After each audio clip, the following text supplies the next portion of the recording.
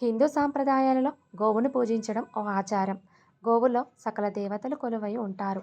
గోమాతకు ఆహార పదార్థాలని పెట్టడం ద్వారా ఒక్కొక్క ఆహార పదార్థానికి ఒక్కొక్క పుణ్యం వస్తుందని అంటారు.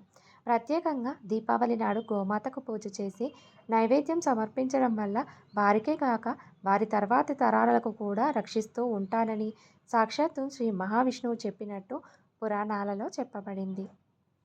గోదానం చేస్తే మంచిదంటారు ఎందువల్ల? అన్ని దానాల్లో గోదానం విశిష్టమైనదిగా ధర్మశాస్త్రాలు పేర్కొంటున్నాయి. గోదాన ప్రాధాన్యాన్ని తెలుసుకునేందుకు ధర్మరాజు అంపశయ్యపై ఉన్న భీష్ముని దగ్గరికి వెళ్ళాడు.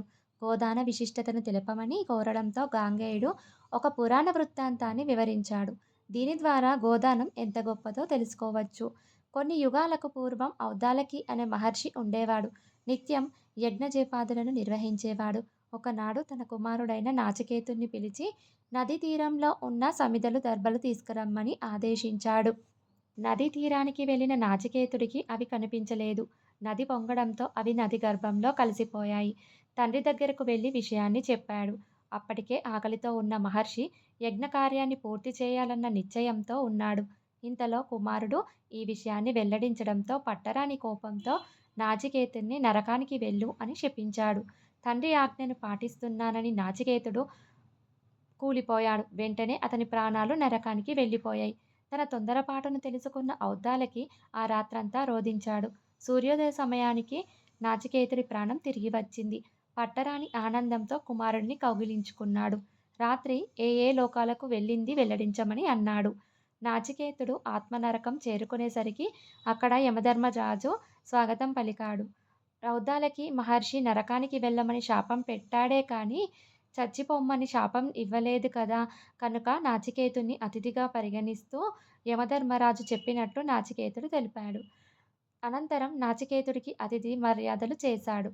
తనకు పుణ్యలోకాలు చూపించమని యమధర్మరాజును కోరగా అతిథిగా అభిష్టం నెరవేర్చడం తమ విధి అని యముడు పేర్కొన్నట్టు అతను తెలిపాడు. అనంతరం పుణ్యలోకాలను వీక్షించగా అందులో దివ్య తేజస్సులు కలిగిన పుణ్యపురుషులు ఉండటాన్ని గమనించాడు. వారి గురించి యమధర్మరాజును ప్రశ్నించగా వారు గోదానం చేయడంతో పుణ్యలోక ప్రాప్తి కలిగిందన్నాడు. శుభ సమయాల్లో గోదానం చేయడం ద్వారా పుణ్యగతులను పొందవచ్చని చెబుతూ 3 రాత్రులు నేల మీద పడుకొని నీటిని తీసుకుంటూ దీక్ష చేసిన వారు గోవులను దానం చేస్తే మంచి ఫలితాలు ఉంటాయని వివరించాడు. చిన్న వయసులో నుంచి ఆరోగ్యంతో ఉన్న ఆవును దానం చేస్తే ఆ ఆవుపై ఎన్ని రోమాలుంటాయో అన్ని సంవత్సరాలు పుణ్యలోకాల్లో ఉండే వరాన్ని పొందవచ్చని యమధర్మరాజు తెలిపినట్టు నాచికేతుడు తండ్రికి తెలిపాడు. ఈ కథ ద్వారా గోదానం ఎంత గొప్పదో తెలుసుకోవచ్చు. గోశాల యొక్క గొప్పతనం. ఈ భూమి మీద గోశాల కంటే పవిత్రమైన స్థలం మరొకటి లేదు. గోపూజ కంటే గొప్ప పూజ మరొకటి లేదు. గోశాలలో కూర్చుంటే పుణ్యం. గోశాలలో భజన చేస్తే కూడా పుణ్యం. గోశాలలో నిద్ర చేస్తే పుణ్యం. గోశాలలో భోజనం చేస్తే కూడా పుణ్యం. గోశాలను శుభ్రం చేస్తే పుణ్యం. గోశాలకు వెళ్తే కూడా పుణ్యం. గోశాలలో ఏదైనా శ్లోకం పురాణం చదివితే పుణ్యం. గోశాలలో ప్రవచనం వింటే కూడా పుణ్యం. గోశాలలో ఏదైనా పూజ చేస్తే పుణ్యం. గోశాలకు ఏదైనా ఆర్థిక సహాయం చేస్తే కూడా చాలా పుణ్యం వస్తుందని మన పండితులు చెప్తున్నారు. గోవుకు పెట్టవలసినవి వాటి వల్ల కలిగే ఫలితాలను చూడండి. ఉలవల్ని 5 గంటల పాటు నానబెట్టి పెట్టడం వల్ల వృత్తినందు నిలకడగా ఉంటుంది. బొబ్బర్లను 5 గంటల పాటు నానబెట్టి పెట్టడం వల్ల ధనాభివృద్ధి కలుగుతుంది. గోధుమలని 5 గంటల పాటు నానబెట్టి పెట్టడం వల్ల కీర్తి పెరుగుదల. బియ్యపిండి బెల్లాన్ని ప్రశాంతత కోసం. కందుల్ని 5 గంటల పాటు నానబెట్టి పెడితే కోపాన్ని తగ్గించునంట. కుసుమల్ని 5 గంటల పాటు నానబెట్టి పెట్టడం వల్ల ఆత్మకు స్నానమంట.